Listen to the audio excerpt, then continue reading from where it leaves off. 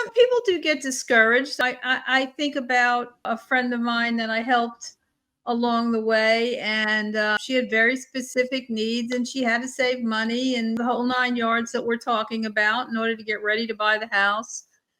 And sometimes you just have to use a little bit of humor in the whole situation. Sometimes she would get really down, and we would talk regularly, and I would do all of the motivating things that were necessary to keep her going so she could get to the end result.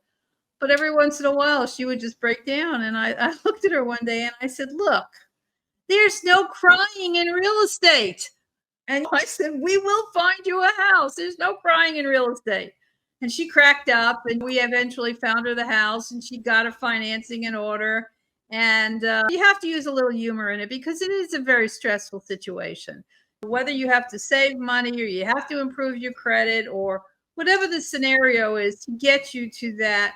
But like Josh said, you're paying somebody else's rent and paying somebody else's mortgage is never, ever, ever, ever going to help you out in the long run. You have to keep reinforcing that stuff with people. And you say, let's go out to lunch one afternoon. Let's not worry about this. Let's just, because you become their friend. Most of my clients became my friends because it is a very intense period in their life.